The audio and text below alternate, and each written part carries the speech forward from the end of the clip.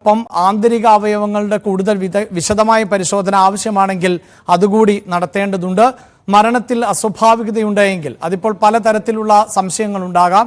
ഏതെങ്കിലും വിഷവസ്തുക്കൾ ഉള്ളിൽ ചെന്നിട്ടുണ്ടോ, മർദ്ദനമേറ്റിട്ടുണ്ടോ, മരണകാരണമാകുന്ന തരത്തിലുള്ള ആഘാതങ്ങൾ ഉണ്ടായിട്ടുണ്ടോ, ഇതെല്ലാം പരിശോധിക്കപ്പെടേണ്ടത്, കണ്ടെത്തേണ്ടത്. ഇതിനൊക്കെ അപ്പുറത്ത് കുടുംബം പറയുന്നത് പോലെ അതൊരു സ്വാഭാവിക മരണമായിരുന്നുവെങ്കിൽ അത് സ്ഥിരീകരിക്കപ്പെടേണ്ടത് ഈ പരിശോധനകളിലൂടെയാണല്ലോ. ആ പരിശോധനകൾ എപ്രകാരമാണ് നടക്കുന്നത്? എന്താണ് വിവരങ്ങൾ? അഭിലാഷ്, മകൻ സനന്ദനെ ഇപ്പോൾ മോർച്ചറിയിലേക്ക് കൊണ്ടുവന്നിട്ടുണ്ട്. നേരത്തെ തന്നെ വീട്ടിൽ നിന്ന് പോലീസ് ജീപ്പിലേക്ക് കയറ്റിയിരുന്നു. ഇപ്പോഴാണ് മോർച്ചറിയിലേക്ക് കൊണ്ടുവരുന്നത്. പോസ്റ്റ്മോർട്ടം നടക്കുന്ന ഭാഗത്തേക്ക്, ആ ഭാഗത്ത് മൂത്ത മകൻ സനന്ദനെ പോലീസ് ഇപ്പോൾ എത്തിച്ചിട്ടുണ്ട്. ഏതാണ്ട് 2 മണിക്കൂറിനുള്ളിൽ ഈ നടപടിക്രമങ്ങൾ, പോസ്റ്റ്മോർട്ടം നടപടിക്രമങ്ങൾ പൂർത്തിയാക്കുമെന്നാണ് നമ്മൾ കരുതുന്നത്. ഇതിൽ 3 കാര്യങ്ങളാണ് പ്രധാനമായും പരിശോധിക്കുന്നത്. ഒന്ന്, വിഷാംശം ശരീരത്തിനുള്ളിൽ പോയിട്ടുണ്ടോ, ഏതെങ്കിലും തരത്തിൽ മരണകാരണം ഏതെങ്കിലും തരത്തിൽ ശരീരത്തിലേക്ക് ക്ഷതമാണോ എന്ന കാര്യം രണ്ടാമതായി പരിശോധിക്കും. മറ്റൊന്ന്, സ്വാഭാവിക മരണമാണോ. ഈ 3 കാര്യങ്ങളാണ് പരിഗണിക്കുന്നത്. ഇതിന് ചില പരിശോധനകൾ കൂടി നടത്തേണ്ടതുണ്ട്. എക്സ്റേ, റേഡിയോളജി തുടങ്ങിയ പരിശോധനകളിലൂടെയാണ് ക്ഷതമേറ്റിട്ടുണ്ടോ എന്ന കാര്യം വിലയിരുത്തുന്നത്. ആ പരിശോധനാ ഫലം ഇന്ന് തന്നെ ലഭിക്കും. ഇന്ന് തന്നെ അതിന്റെ റിപ്പോർട്ട് ലഭിക്കും. മറ്റൊന്ന്, രാസപരിശോധനയാണ്. വിഷാംശം ഉള്ളിൽ ചെന്നിട്ടുണ്ടോ എന്നതടക്കമുള്ള കാര്യങ്ങൾ, അത്തരം കാര്യങ്ങൾ പരിശോധിച്ച് അതിന്റെ റിസൾട്ട് വരണമെങ്കിൽ ഒരാഴ്ചയോളം വേണ്ടിവരും.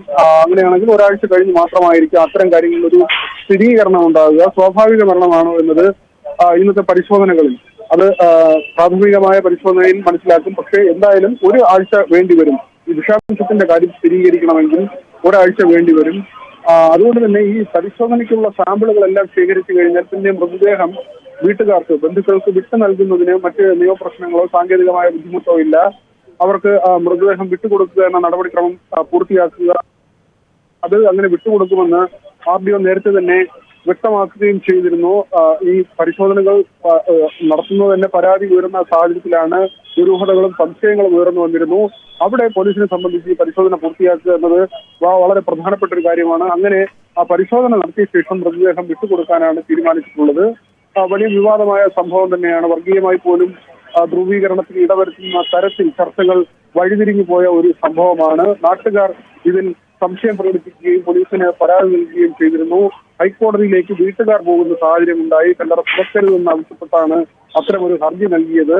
എന്നാൽ അതിനെ തള്ളിക്കൊണ്ട് കല്ലറ തുറന്ന് പരിശോധിക്കാമെന്ന് ഹൈക്കോടതി ഉത്തരവിടുകയും അതിന്റെ അടിസ്ഥാനത്തിൽ ഇന്നിപ്പോൾ കല്ലറ തുറന്ന് പോസ്റ്റ്മോർട്ടം നടപടിയുമായി മുന്നോട്ട് പോവുകയും ചെയ്യുന്നു. നിയമപരമായി പൂർണ്ണമായും ശരിയായ ഒരു നടപടിയിലൂടെയാണ് പോലീസ് സഞ്ചരിക്കുന്നത്. ഈ ദുരൂഹതകളും സംശയങ്ങളും അനിവാര്യവുമാണ്. അഭിലാഷ്, യെസ്, അതാണ് പരിശോധനകൾ അനിവാര്യമാക്കുന്നത്. എന്താണ് സംഭവിച്ചത് ഗോപൻ സ്വാമിക്ക് എന്നതിൽ ആണ് വ്യക്തത കൈവരേണ്ടത്. അതിന് വിദഗ്ധമായ പരിശോധന നടത്തേണ്ടതുണ്ട്. എങ്ങനെയാണ് ഗോപൻ സ്വാമി മരണപ്പെട്ടത്, സ്വാഭാവികമായ മരണം ആയിരുന്നോ എന്നതിലൊക്കെയാണ് വ്യക്തത കൈവരേണ്ടത്. അതിനുവേണ്ടിയുള്ള പരിശോധനകൾ ആണ് തുടരുന്നത്. പോസ്റ്റ്മോർട്ടം നടപടികൾ പൂർത്തിയാക്കേണ്ടതുണ്ട്. കൂടുതൽ പരിശോധനകൾക്ക് വേണ്ടി അയക്കേണ്ടതുണ്ട് എങ്കിൽ അത്തരത്തിൽ ഉള്ള നടപടിക്രമങ്ങളും ഉണ്ടാകും. ഒപ്പം വിനോദ് ഇപ്പോൾ റിപ്പോർട്ട് ചെയ്യുന്നതനുസരിച്ച് മകൻ ഉണ്ട്. ഈ മകന്റെ അനുവാദത്തോടു കൂടി തന്നെ മറ്റ് നടപടിക്രമങ്ങൾ പൂർത്തിയാക്കുക, അതിനുള്ള ശ്രമമാണോ വിനോദ് നടക്കുന്നത്? തീർച്ചയായും ഇത്തരത്തിൽ പോസ്റ്റ്മോർട്ടം നടക്കുമ്പോൾ പല കാര്യങ്ങളിലും സമ്മതപത്രം ഉൾപ്പെടെയുള്ള കാര്യങ്ങൾ വേണ്ടിവരാറുണ്ട്. ബന്ധുക്കളുടെ സാന്നിധ്യം ഉണ്ടാകേണ്ടതുണ്ട്. അങ്ങനെ അടുത്ത ബന്ധുക്കളാരും ഇല്ലെങ്കിൽ പരിചയക്കാരോ മറ്റു ആളുകളോ ഇതിനൊപ്പം വരേണ്ടതുണ്ട്. അല്ലെങ്കിൽ അജ്ഞാത മൃതദേഹം പോലുള്ള സംഭവങ്ങളിലാണ് അത്തരം നടപടിക്രമങ്ങൾ ഒഴിവാക്കി ഇതിന്റെ നടപടികൾ പൂർത്തിയാക്കുന്നത്. ഏതായിരുന്നാലും ഇപ്പോൾ മൂത്ത മകനെ തന്നെ ഇവിടേക്ക് എത്തിച്ചിട്ടുണ്ട്. സനന്ദനെ ഇവിടെ അല്പസമയം മുൻപ് എത്തിക്കുകയും മോർച്ചറിക്കുള്ളിലേക്ക് കൊണ്ടുപോവുകയും ചെയ്തു. നിയമപരമായ കാര്യങ്ങൾ പൂർത്തിയാക്കി മാത്രമേ പോലീസിന് മുന്നോട്ട് പോകാൻ കഴിയൂ. 2 മണിക്കൂറിനുള്ളിൽ തന്നെ ഈ നടപടികൾ, പോസ്റ്റ്മോർട്ടം നടപടി പൂർത്തിയാക്കി മൃതദേഹം തിരിച്ച് ബന്ധുക്കൾക്ക് വിട്ടുകൊടുക്കുകയും ചെയ്യും.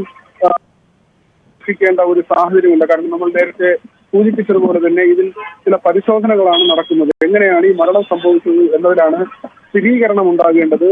ഒരുപക്ഷെ പോസ്റ്റ്മോർട്ടം ഇപ്പോൾ